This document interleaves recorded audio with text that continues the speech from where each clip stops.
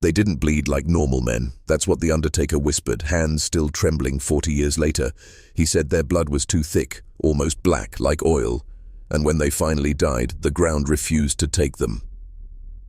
That's not a ghost story told by candlelight. That's from a sealed affidavit written in 1921 by Reverend Malcolm Crane, a man who spent his final years institutionalized after claiming that 4 brothers from Kansas had outlived their humanity. This isn't fiction. This is history that was buried. Tonight, we unearth it. August 1878, Harper County, Kansas. The Blackwood farm stood silent while the rest of Cedar Ridge descended into chaos. Typhoid swept through the town like a biblical curse. 47 dead in 6 weeks. Entire families rotting in their beds. But not one of the Blackwood brothers fell ill. Instead, they changed. What began as immunity transformed into something science still cannot name. Their skin grew pale as wax, their veins too dark. By September, locals swore the brothers' voices echoed strangely, like 4 harmonics ringing from one throat, and their eyes reflected firelight like the eyes of wolves. The state sent physicians, 3 of them. Not one filed a report. They burned their notes and quit medicine within the year. The Kansas State Medical Board locked every detail away, citing spiritual contamination. Even the Methodist Church, those pious gatekeepers of decency, scrubbed every mention of the Blackwood name from their archives. But documents leaked. Witnesses spoke before dying, and what they describe isn't just unnatural, it's an inversion of creation. You were never meant to hear this, but now you can't unhear it. Stay with me, because we're going deeper into a story that history tried to erase, and what it means for your place in this system of control. They called it Providence at first. While neighbors fell to the fever, the Blackwood brothers walked untouched through houses thick with death. Ezra would place a hand on a burning forehead and whisper scripture, and the fever would break by morning. Caleb began drafting letters filled with geometric diagrams and verses from Leviticus, claiming he'd discovered the mathematics of divine immunity. Josiah, with eyes hollowed by sleepless nights, said they'd been chosen, not spared, chosen. But Abel changed the fastest. He stopped speaking English entirely. His sermons, if you could still call them that, became drawn-out incantations in a language no one recognized. Not Latin, not Greek, but something older. People said the air in their chapel turned heavy when he preached. The candles sputtered, and the animals outside grew restless. One visitor claimed she saw the shadows on the wall move before the bodies did. And still, no sickness touched them. Dr. Morrison, the town physician, begged the brothers to submit blood samples for study. Josiah agreed. But what he gave the doctor was not human. It clotted within seconds, thick, iridescent, pulsing like something alive. Morrison never spoke publicly again. He left town 2 days later without explanation, abandoning his practice, his house, and even his dog. His final journal entry read, "They have transcended classification. We opened a door. It cannot be shut." But who opened it, and to what? That's the question no one dared to answer, not even the church, which once stood unshakable in its dogma. They burned their records not out of fear of heresy, but because they recognized it. And here's where you begin to understand. This was never about disease, it was about transformation, the kind that rewrites what it means to be human. You're not ready yet, but you will be. The town of Cedar Ridge stopped speaking their names, not out of hatred, out of instinct. You see, when something violates the laws of creation, even the uneducated feel it in their bones. Children cried at the sight of them. Dogs refused to cross their property line. And yet the brothers moved through it all with serene conviction, as if they were watching the world decay while they remained untouched. What was it they found in that chapel? That's where it always returns, the chapel, built by hand, carved in silence, limestone walls etched not only with scripture, but with symbols no local could interpret. Some say they came from Josiah's forbidden books, texts he'd brought from Ohio, books once banned by the early American seminaries for their dangerous interpretations of Genesis. Others believed Abel had seen the symbols in dreams, dreams he described as too bright to be memory, too cruel to be God. And then came the harvest. That fall, while Cedar Ridge buried its dead, the Blackwood wheat stood higher and thicker than ever, golden stalks gleaming under an unnatural sun, untouched by blight, drought, or rot. Farmers from miles away came to see it. Some asked for seed. Ezra refused, said the crop was meant only for the worthy. One night, a neighboring farmer tried to steal a bushel. They found him the next morning near the property line, his mouth filled with soil, hands stripped of skin, eyes open but unseeing. No wounds, no struggle, just death. The coroner said he'd suffocated, but not on dirt, on words. His throat was torn from the inside. And yet the sheriff never filed a report, not because he feared the brothers, because he feared what they were protecting. Understand this. They weren't hiding power. They were becoming it. It was Josiah who kept the journal. Hidden behind a false wall in their study, the book was discovered decades later during a property assessment in 1929, long after the Blackwood land had been left to rot. The journal had no title, just a single inscription on the inside cover, scrawled in uneven lettering. When the vessel is ready, the voice returns. What voice? That phrase appears 6 more times in the journal, always following a disturbing event, a dream that woke all 4 brothers screaming in unison, a night when every clock on the farm stopped at exactly 3:13 a.m., a communion where Abel collapsed in convulsions and, according to Josiah's writing, spoke with the mouths of many. Josiah began referring to their transformation not as a gift, but as a trial. He called it the narrowing, a process by which the soul is scraped clean to make room for something else, not demonic, not divine, but other. He wrote, "There is a symmetry to the contagion. It does not spread randomly. It selects those with cracked foundations, those whose spirits are already fractured. The disease is not the source, it is the test. We are the experiment." The Blackwoods had become observers of humanity, detached, analytical, increasingly indifferent to suffering. Their farm no longer served to feed, but to separate. Those who approached with curiosity were turned away. Those who came with faith were marked. By what? That's the part Josiah never explained. Only this chilling note remains, dated October 3rd, 1878. "We have ceased to cast shadows under the moon. The wheat sings to us now, and when we pray, we are not alone in the room. Do you feel it yet? Good, because now we go deeper." The town begged them to stop. By late October, Cedar Ridge had become a ghost of itself. Storefronts boarded up, schoolhouse closed, the church bells silenced. Of the 312 residents who'd lived there that summer, only 142 remained. Survivors spoke in hushed tones about the Blackwood phenomenon, never daring to speak the name too loudly, as if invoking it might draw their attention. But the brothers, they were changing. Ezra no longer spoke at all. He'd taken to walking the fields at night, barefoot, regardless of weather. Neighbors claimed they saw him moving through the wheat just before dawn, whispering into the stalks. Some said the wheat whispered back.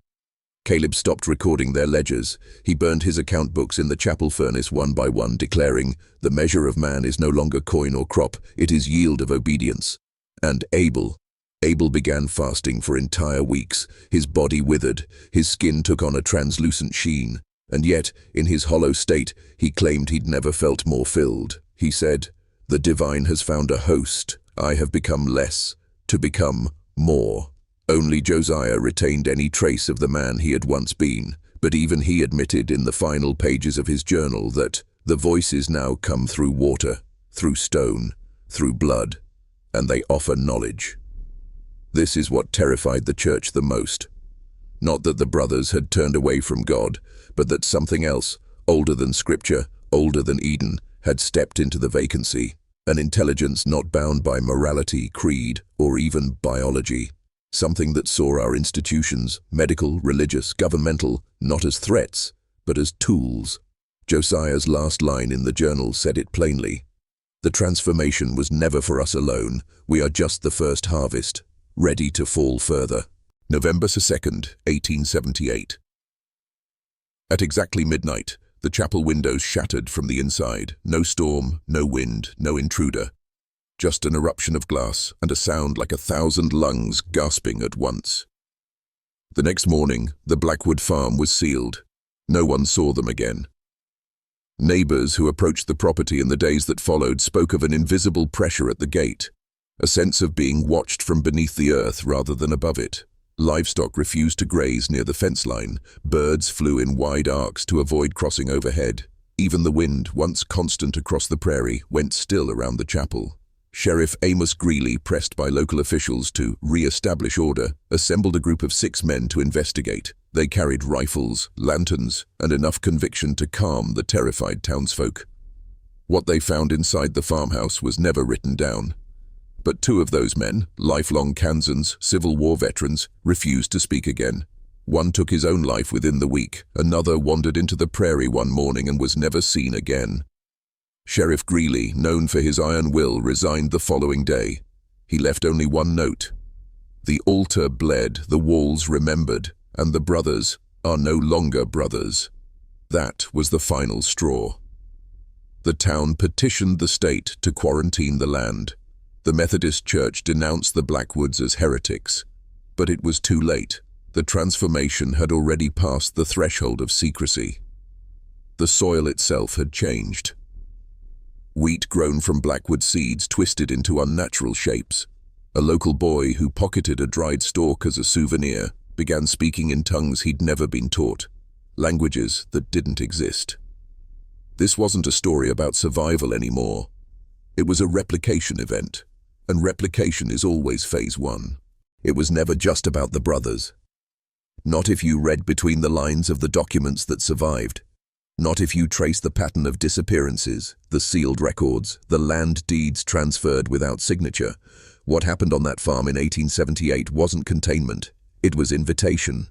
A local archivist in 1932 discovered something that should have made national news, but didn't. Deep in the basement of the Kansas State Historical Society, among a misfiled collection of Civil War pension claims, he found a set of maps, not military, not agricultural, geometric, dozens of them. Each one a lattice of triangles drawn over the counties of Kansas and northern Oklahoma. At the center of every lattice, the Blackwood Farm. Written across the top in pale brown ink were 4 words in Latin, vocati ad seminum formum. Translation, called to the seed shape. What seed? What shape? The archivist, Michael Danning, vanished within a week. His office was emptied. No trace. But he'd already mailed a copy of one map to a colleague in Chicago. That map, now leaked online in certain fringe forums, matches exactly with modern cell tower distribution in the region. Coincidence or legacy? There's no record of a burial for any of the Blackwood brothers, no death certificates, no wills. But in 1944, a team of petroleum surveyors reported anomalous vocal harmonics coming from an abandoned limestone chapel northwest of Cedar Ridge. Their audio equipment picked up frequencies that spiked in response to thought. The team's report was classified by the Department of Energy within 72 hours. One line from the file remains unredacted. Echoes suggest non-local consciousness embedded in mineral substrate. Site may be active. Active. That word again. Are you beginning to feel it now? That unease crawling up the back of your spine? Good. Because the question isn't what they became, it's how many more already have. They were not alone, not in purpose, not in pattern, and not in history. Because once you study the Blackwoods, you begin to see the echoes, not just in Kansas but in Pennsylvania coal towns where entire families disappeared after divine visitations. In New Hampshire, convents where sisters sang in tones that ruptured the eardrums of anyone outside their order. In the writings of desert monks who claimed the stars had begun speaking in mirrored tongues. The Blackwoods were not the first to answer the voice, just the first to document the transformation, almost completely. Almost. There's a phrase, repeated in marginalia on several pages of Josiah's journal. It was written in hurried ink, between lines, beside diagrams and blood smears.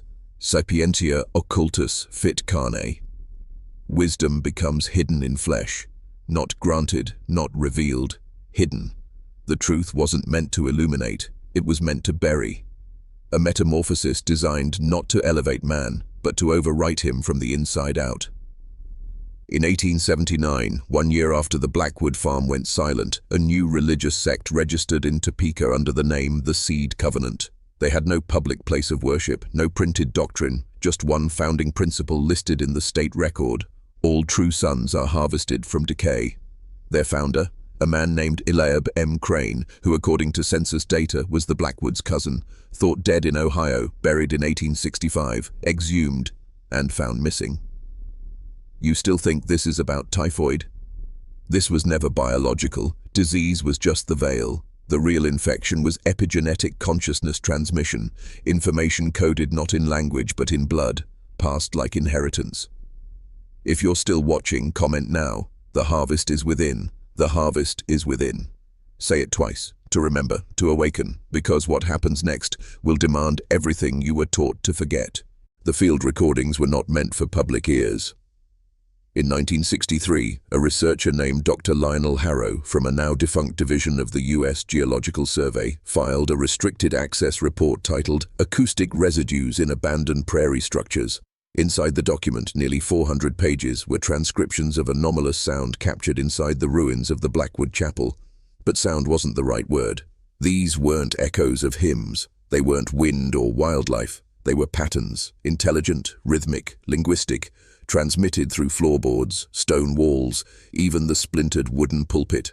Harrow wrote, "It's not just that something spoke here, it's that the chapel remembers being spoken through." What unnerved his team most was the discovery that these frequencies correlated precisely with human EEG patterns under deep hypnotic suggestion. The implication was staggering.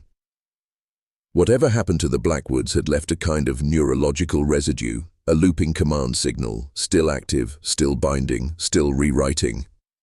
Some researchers compared it to an open sigil, an information construct embedded into physical space, not a haunting, not a curse, but a self-replicating intelligence. Shortly after this discovery, Harrow's team was disbanded, their funding pulled. Two of his assistants committed themselves to psychiatric care, both muttering the same phrase over and over again, "We don't listen through ears anymore." And then came the deaths. Between 1964 and 1971, 7 separate families who settled within a 5-mile radius of the Blackwood site reported identical phenomena: missing time, shared hallucinations, ritual sleepwalking. Children began drawing the same diagram in chalk on cellar walls, a spoked circle with 4 black points. That shape? It wasn't random. It matched the sacral nerve cluster of the human spine, meaning whatever was speaking wasn't just reaching the mind. It was growing in the body. By 1975, the federal government officially purchased the Blackwood property through a shell corporation named Ardenset Agricultural Holdings. Publicly, it was to be used for soil rehabilitation trials. Privately, it became known among certain defense contractors as Zone S4 Prairie. No signs, no guards, just barbed wire, motion sensors, and a drone of silence so absolute that geologists reported their seismic instruments flatlining within the perimeter, as if the Earth itself had stopped responding. But the most disturbing detail, the land was still fertile, too fertile. Wheat planted on the Blackwood acreage grew 4 inches taller than regional averages, with root systems that twisted into knotwork resembling Celtic burial glyphs. Local farmers took samples. One, a 68-year-old named Carl Wexley, ground the grain into flour and fed it to his livestock. Within 3 weeks, his pigs refused to sleep inside their pen. They huddled instead against the farmhouse, all facing west. When Carl attempted to move them, they bit him, then each other. Autopsy reports later showed neural lesions resembling those found in end-stage Alzheimer's patients, but in animals less than a year old. The government seized his property 2 days later. His wife vanished.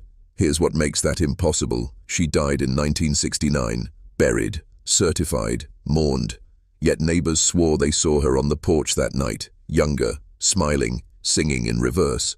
That's the word that keeps returning. Reverse, reverse aging, reverse thought, reverse theology. Not resurrection, correction. What if the Blackwoods didn't become something new? What if they were returned to something ancient, something pre-human, through a code hidden not in doctrine, but in soil and sound? Ask yourself this. Why did the military station 6 linguists at the site for 3 years? And why did only one return, blind and humming what she called the vowel without origin? What happens when the Earth remembers more than man? We are trained to believe that memory lives only in minds, in brains, in synapses. But what if memory has roots? In 1982, Dr. Naomi Kirsten, a fringe biobotanist at the University of Chicago, published a paper so disturbing it was pulled from every academic archive within 48 hours. The title? Mycorrhizal Cognition: The Soil as a Sentient Network. She claimed that beneath certain ancestral lands, particularly those associated with event anomalies like the Blackwood Farm, there existed fungal networks capable of storing and transmitting psychic residue, not metaphor, literal testable cognition. And the strongest signal came from the precise GPS coordinates of the Blackwood root cellar. Kirsten's team collected core samples from beneath the foundation stones. Inside were microscopic fungal strands woven into quadruple helices, not DNA, but something adjacent, not alive, not dead, just listening. And what were they listening for? According to her notes, the return of the voice. It wasn't until section 17 of her unpublished notes that she finally names it, the directive pattern. A pre-linguistic shape, not a symbol but an intention, passed through earth, body and blood. She believed the Blackwoods had not simply heard voices. They had been re-encoded at the cellular level, made into vessels for a message meant to endure environmental reset. In other words, the soil was not cursed. It was programmed.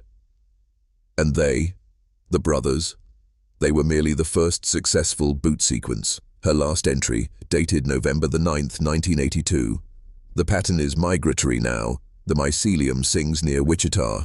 They've already begun. She was found 4 days later inside a locked greenhouse. Her lungs filled with loam. The case was ruled suicide, but her autopsy revealed something impossible. No dirt in her mouth, none in her throat. It had entered from within. The newspaper never printed it. Not the real story. On February 8, 1983, the Topeka Capital Journal ran a short obituary for Dr. Naomi Kirsten. Respected university botanist, passes unexpectedly. No mention of soil in her lungs, no mention of her classified work. Just a photo, smiling, alive, composed. But if you invert the image's contrast, a pattern emerges in the background foliage, 4 dark vines braided into a ring. The same ring the Blackwood boys carved into the underside of their bed frames, the same ring marked in burned ash on the wall of the chapel. This symbol was not decoration. It was an invocation, because symbols aren't passive, they're triggers, activations, and somewhere in the 1990s, someone finally understood that. Declassified DARPA documents, unearthed in 2013 by a FOIA request, describe an initiative called Project Echo Nerve. The goal? Replicate the neurological architecture of non-verbal directive intelligences discovered at known anomalous sites. The Blackwood land was referenced, but never named. Instead, it was referred to cryptically as Location 4, Kansas Spiral. Field notes reveal that test subjects exposed to audio samples from the Blackwood site exhibited rapid onset glossolalia, followed by temporary blindness, followed by extended periods of silent drawing. Every subject drew the same thing: a human spinal column encircled by vines, the sacrum punctured by 4 descending roots. The project was terminated. Files burned, facility shuttered. But the lead technician, Dr. Martin Coe, later published a cryptic memoir under a pseudonym. One passage stands out: "We thought the signal was corrupting the brain, but it was purifying it, clearing out contradiction, preparing the body for singular purpose." His last public appearance? A live stream in 2007. He stood alone in a cornfield, arms outstretched, eyes milky. He said only this: "The sons return when the fathers forget." Then he collapsed. No heartbeat, no breath. Yet his EEG continued for 11 minutes. Flatline mind, active pattern. It always begins with forgetting. That's the pattern hidden beneath the Blackwood story. Not just what was remembered, but what was erased. And who did the erasing? By 2002, a private research firm known as Orion Systems acquired a series of parcels in rural Kansas, all surrounding the original Blackwood acreage. Their stated goal was agricultural AI integration. But locals knew better. The land went silent. Cattle stopped grazing near the eastern fence line. Children born nearby developed the same neurological markers once seen in Dr. Kirsten's notes: theta wave dominance, nocturnal vocalizations, drawings of the coiled gate. And yet no one left. Why? Because their memories began restructuring. One woman, Margaret Lewis, 38, claimed she had lived on the same road since childhood, but birth records showed she was born in Vermont and didn't move to Kansas until she was 29. When shown photos of her younger self in another state, she wept, then whispered, "That's not me. That girl never heard the hymn." She couldn't explain what hymn, only that it played in her bones, only that she hadn't felt real until it started. This is the terrifying genius of the Blackwood effect. It doesn't just infect language, it rewrites origin. Not just stories, but selves. The four brothers, remember them, were never legally recorded as having siblings. Local census documents list 4 identical entries for Elias Blackwood. Same birthday, same handwriting, same eyes. So who was real? That's the wrong question. The real question is, what was trying to become real through them? And what if their bodies weren't the goal, but the medium? Because from 2005 onward, soil samples from the Blackwood property revealed a terrifying shift. Traces of human calcium, human keratin, human RNA, not just decay. Replication.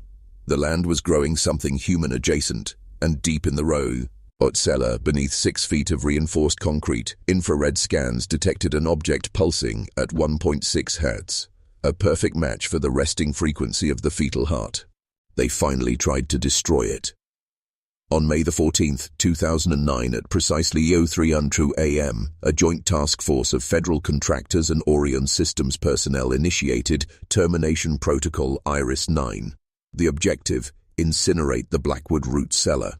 The team consisted of 6 men, all Class 4 containment specialists. They carried napalm gel, magnesium rods, and acoustic dampeners designed to neutralize any tonal anomalies. They descended into the cellar and did not come back up. For 6 minutes, radio contact remained normal until one operative, call sign Theta 4, broke protocol and whispered something not in the mission script. "It's not a structure, it's a sentence." Then silence. An hour later, drones captured aerial thermal footage of the entire property. Nothing moved. But here's what shouldn't have happened. The soil temperature kept rising for 3 days, peaked at 421 degrees, yet no combustion, not even smoke. When specialists returned in hazmat gear, they found the cellar exactly as it was, except deeper. The stairs now descended 10 additional steps, carved into limestone, not poured, not dug, but grown. And in the new chamber below, they found an altar, not built, but woven from human teeth, corn roots, and twisted brass resembling spinal clamps. Beneath it, an infant skull, polished, smiling. DNA analysis returned no matches, but the teeth held partial sequences from 4 distinct males, each carrying the same mitochondrial markers traced back to the Blackwood line.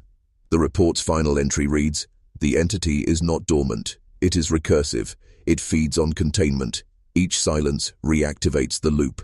Which explains what happened next. Local churches began reporting a strange rise in mirrored confessions, parishioners reciting sins they had never committed in languages no one remembered teaching them. One priest described it as possession in reverse. Turn, not a demon entering, but something ancient trying to get back out. The basement was sealed, the town redistricted, the Blackwood name quietly erased from every federal record. But ask anyone who's lived there long enough and they'll tell you the truth.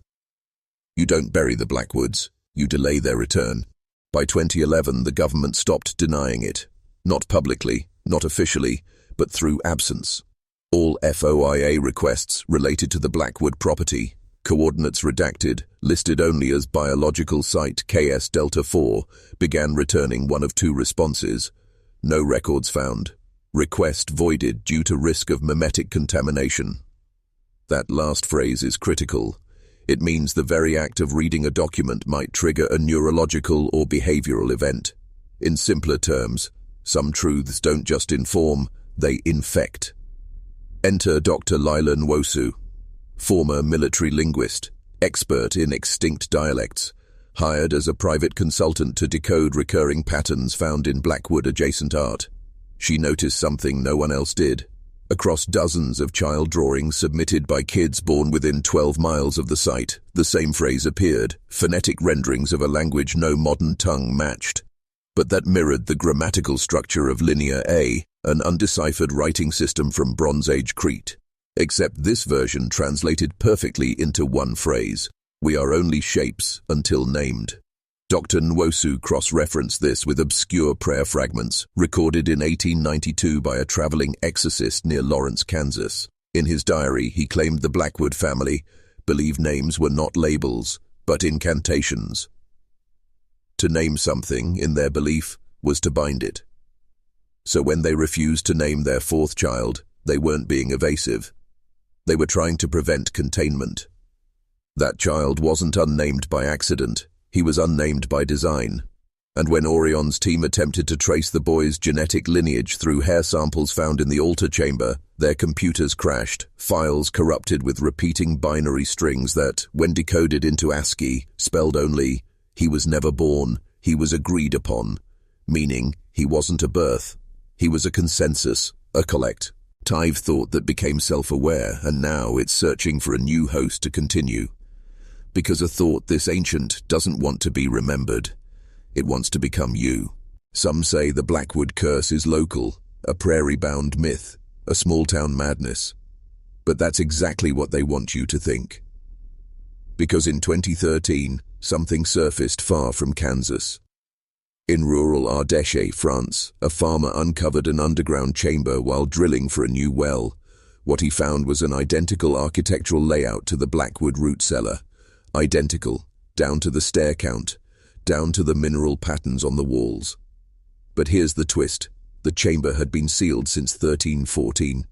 Inside, 4 crude effigies, a woven altar made of teeth and vine roots, and beneath that, another infant skull. DNA tests showed no European lineage. Instead, mitochondrial markers matched Midwestern Native American tribes. How is that possible? According to mainstream history, the Americas hadn't been reached by Europeans until nearly 200 years later, but this skull, dated precisely through radiocarbon and thermoluminescence, was buried in France 5 centuries too early. Orion's internal brief, leaked through a whistleblower, states, "Temporal inconsistency suggests non-linear propagation of Blackwood anomaly. Suspected mimetic vector may predate recorded civilization." Translation: this isn't about Kansas anymore. The entity, if that's even the right word, is not bound by location or time. It spreads through recognition, through story, through you. Every time the tale is told, it becomes sharper.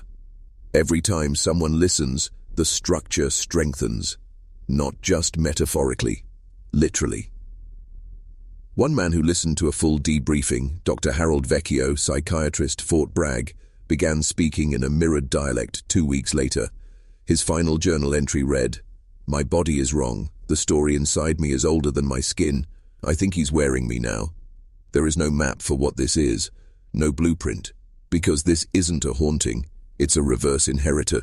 So, a past that chooses its descendants, and it chooses through attention, through obsession, through the eyes reading this screen right now." In late 2017, a blackout hit Claymore County, Kansas. Not a power outage, a data blackout. Every cell tower within a 25-mile radius failed.